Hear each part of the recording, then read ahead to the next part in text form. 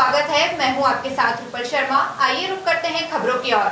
भोपाल सागर उपखंड क्षेत्र के डोडा पोस्ट नष्टीकरण मुआवजे की मांग को लेकर समस्त अफीम उत्पादन किसानों ने सैकड़ों की संख्या में उपस्थित होकर मुख्यमंत्री के नाम उपखंड अधिकारी, प्रतिनिधि व तहसीलदार को ज्ञापन सौंपा।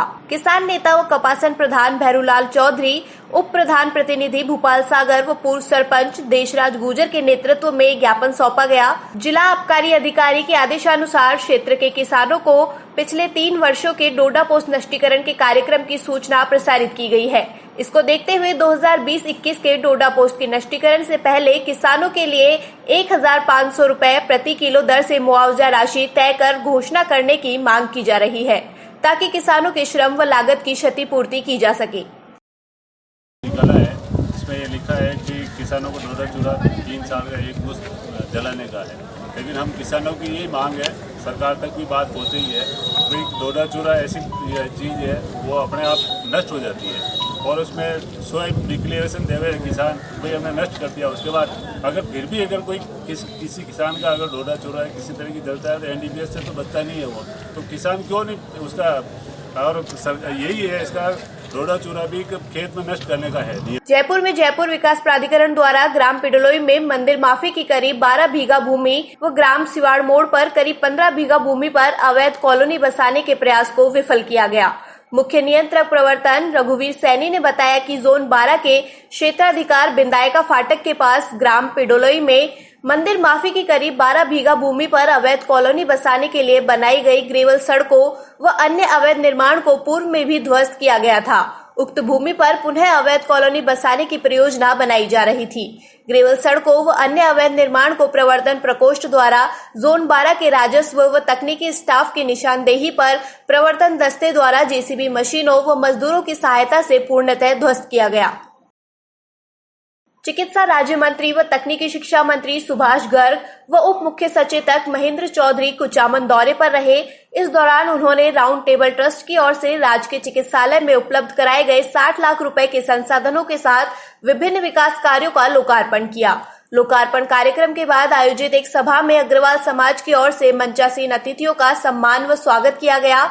अपने संबोधन में क्षेत्र विधायक महेंद्र चौधरी ने अपने कार्यकाल के दौरान विधानसभा क्षेत्र में हुए विकास कार्यों की जानकारी दी। ये पहली लहर आई तो भी राजस्थान को सिर हमने झुकने नहीं दिया, दूसरी लहर आई तो भी नहीं झुकने दिया, अब तीसरी लहर आने की जो संभावना है एक्सपर्ट्स व्यक्त कर रहे हैं। माननीय मुख्यमंत्री जी भी बराबर चिंता करते रहते हैं, आप भी VCS के माध्यम से महेंद्र चौधरी जी हम सब जुड़े रहते हैं। एक्सपर्ट्स का कहना है कि तीसरी लहर आएगी, इसीलिए हम कहना चाहते हैं कि कोरोना प्रोटोकॉल बिहेवियर का स्ट्रिक्टली पालन करना चाहिए और उसको हम वैक्सीनेशन के माध्यम से, कोरोना प्रोटोकॉल बिहेवियर के माध्यम से और मेडिकल इंफ्रास्ट्रक्चर को डेवलप करने के माध्यम से हम इस बात की व्यवस्था कर रहे हैं। माननीय मुख्यमंत्री जी के निर्देशन में तीसरी लहर भगवान ना करे आए, आ भी जाए तो हम निश्चित रूप से मुकाबला करेंगे, कहीं भी किसी भी तरह की कमी नहीं होने देंगे। धोद क्षेत्र की ग्राम पंचायत साफलौदा धायलान के ग्राम लाड़खानी के राजकीय माध्यमिक विद्यालय में कोविड वैक्सीनेशन कैंप का आयोजन किया गया, जिसमें वैक्सीन के 400 डोज लगाए गए। द मदर्स एजुकेशन ग्रुप द्वारा CSC अकादमी के सहयोग से सभी को कोरोना के प्रति जागरूक कर वैक्सीनेशन के बाद mask, hand sanitiser, hand wash का वितरण किया गया। साथ ही सोशल डिस्टेंसिंग की पालना के साथ सामूहिक राष्ट्रगान गाकर भारत सरकार के कॉमन सर्विस सेंटर द्वारा आजादी का अमृत महोत्सव अभियान में सहभागिता प्रदान की गई। सीमलवाड़ा के राजकीय उच्च माध्यमिक विद्यालय भचड़िया में भामाशाह LHV संगीता साध प्राथमिक स्वास्थ्य केंद्र डुका की ओर से विद्या की देवी माता सरस्वती की प्रतिमा स्थापित की गई। भामाशाह संगीता साध के मुख्य यजमान व प्रतिष्ठा आचार्य अनिल मिश्रा के द्वारा श्रावणी तीज पर वैदिक मंत्रोच्चार व विशेष पूजा अर्चना के साथ माता सरस्वती की प्रतिमा स्थापित की गई। स्टील का बना मंदिर राजेंद्र सिंह चौहान द्वारा भेंट किया गया। इस कार्यक्रम में मुख्य ब्लॉक शिक्षा अधिकारी लक्ष्मण लाल डामोर, सरपंच पवन सिंह डामोर, PTA अध्यक्ष गट्टू सिंह डामोर, प्रधानाचार्य भूपेश कुमार त्यागी, RP प्रदीप सिंह चौहान ने विद्यालय में शैक्षणिक व्यवस्थाओं व भौतिक संसाधनों को लेकर चर्चा की। जयपुर में 6 जिलों में होने वाले पंचायत चुनाव को लेकर भाजपा मजबूत रणनीति बनाने में जुट गई है। वहीं बीजेपी मुख्यालय व प्रदेशाध्यक्ष सतीश पूनिया के घर पर जिला परिषद व पंचायत समिति के लोगों का जमावड़ा लगने लगा है। बड़ी तादाद में बीजेपी कार्यकर्ता अपना बायोडेटा लेकर पहुंच रहे हैं।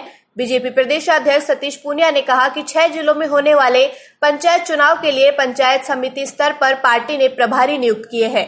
प्रभारी व स्थायी इकाई स्क्रीनिंग कर आम सहमति बनाकर उम्मीदवार तय किए जाएंगे। खीवसर उपखंड मुख्यालय पर एसडीएम नीतू कुल्हेरी ने पदभार ग्रहण किया। इस दौरान एसडीएम राजकेश मीणा ने नीतू कुल्हेरी को कार्यभार ग्रहण करवाया। कार्यभार ग्रहण करने के बाद एसडीएम नीतू कुल्हेरी ने कहा कि पीड़ित को समय पर न्याय दिलाने के लिए वे पूरा प्रयास करेंगी। सरकारी योजनाओं का लाभ आम जन तक पहुंचाने का भी उनका पूरा प्रयास रहेगा। कुल्हेरी ने कहा कि किसानों के लंबित मामलों को प्राथमिकता के साथ निस्तारण किया जाएगा। चूरू के बिदासर में एकता स्वागत प्रवेश द्वार का शिलान्यास कार्यक्रम आयोजित किया गया। इस दौरान पन्नालाल सेखानी ने बताया कि बिदासर में 2 स्थानों पर एकता स्वागत प्रवेश द्वार जेठमल जीवराज सेखानी चैरिटेबल ट्रस्ट द्वारा बनवाया जा रहा है। एकता प्रवेश द्वार का विधायक मनोज मेघवाल ने शिलान्यास किया। साथ ही ट्रस्ट के लोगों ने उनका आभार जताया। इस मौके पर कई नेतागण मौजूद रहे। भामाशाहों द्वारा अपने बिदासर शहर के लिए इन्होंने आज सौगात दी है। बिदासर शहर के प्रवेश द्वार के निर्माण का इन्होंने फैसला किया और जिसका आज शिलान्यास कार्यक्रम रखा गया है। मेरी तरफ से उनको बहुत बहुत धन्यवाद, बहुत बहुत आभार कि उन्होंने अपने ट्रक शहर में अपनी तरफ से ये कार्यक्रम और ये जो शहर के सौंदर्यीकरण का काम किया है। बहुत बहुत साधुवाद। क्षेत्र में होने वाले पंचायत समिति व जिला परिषद चुनाव को लेकर फुलेरा विधानसभा की राष्ट्रीय लोकतांत्रिक पार्टी के कार्यकर्ताओं की मीटिंग का आयोजन किया गया। ये मीटिंग फुलेरा में प्रदेश महिला अध्यक्ष स्पर्धा चौधरी की अध्यक्षता व पार्टी के चुनाव प्रभारी खीवसर विधायक नारायण बेनीवाल व अन्य कार्यकर्ताओं की उपस्थिति में आयोजित की गई। रालोपा की प्रदेश महिला अध्यक्ष स्पर्धा चौधरी ने बताया कि आगामी पंचायत समिति व जिला परिषद चुनाव के संदर्भ में राष्ट्रीय लोकतांत्रिक पार्टी के राष्ट्रीय संयोजक हनुमान बेनीवाल के दिशा निर्देश व प्रदेश अध्यक्ष पुखराज गर्ग के मार्गदर्शन में पंचायत समिति चुनाव में कार्यकर्ताओं से फीडबैक लेकर पार्टी उम्मीदवार चुनाव में उतारे जाएंगे। देश के अंदर आज हर स्टेट के अंदर तीसरी ताकत मजबूती से खड़ी है। अधिकतर जगह कांग्रेस और बीजेपी का सफाया हो गया। तो ये चाहते हैं सब लोग, आम व्यक्ति भी यहाँ का चाहता है कि तीसरा मोर्चा जो है वो यहाँ आगे आए, उसकी सरकार बने। क्योंकि जो बड़ी राष्ट्रीय पार्टियाँ उनके मुद्दे राष्ट्रीय मुद्दे होते हैं। स्थानीय जैसे बेरोजगारी का मुद्दा हो गया, जो राजस्थान की जो भौगोलिक स्थिति, जो यहाँ की सामाजिक स्थिति, उसको लेकर जो मुद्दे हैं वो यहाँ की जो लोकल जो पार्टी है राष्ट्रीय लोकतांत्रिक पार्टी वो बहुत अच्छी तरीके से उठाएगी।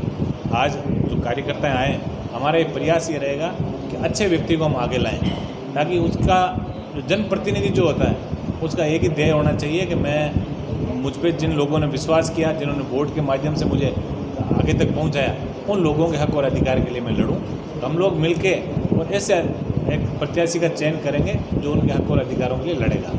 देखिए, पंचायत चुनाव का ये दूसरा फेज़ राजस्थान में शुरू हुआ है, जिसका जयपुर जिले का प्रभारी हमारे पार्टी के माननीय जो विधायक है खीवसर के नारायण जी बेनीवाल को बनाया गया है। और आज इसी के तत्वाधान में फुलेरा में आगामी जो पंचायत राज के चुनाव है उनको लेकर बैठक का आयोजन किया गया है। रही बात पार्टी की प्रतिक्रिया और प्रतिधारा की, तो हमारे विधायक जी ने बताया कि हमेशा हमारे माननीय सांसद सुप्रीमो हनुमान जी बेनीवाल जो व्यवस्था परिवर्तन की लड़ाई को लेकर आगे बढ़ रहे हैं, हम सभी उस पार्टी के मजबूत सिपाही हैं। और इस व्यवस्था परिवर्तन की लड़ाई को पंचायत राज चुनाव के माध्यम से हम कोशिश करेंगे कि गांव-गांव ढाणी-ढाणी तक हम पहुंचाएं कि किस तरह सत्तारूढ़ रही कांग्रेस और भाजपा ने हमेशा किसान का, गरीब का, दलित का शोषण किया है, और राष्ट्रीय लोकतांत्रिक पार्टी उनके लिए राजस्थान में एक उचित विकल्प के रूप में काम करने के लिए तत्पर है।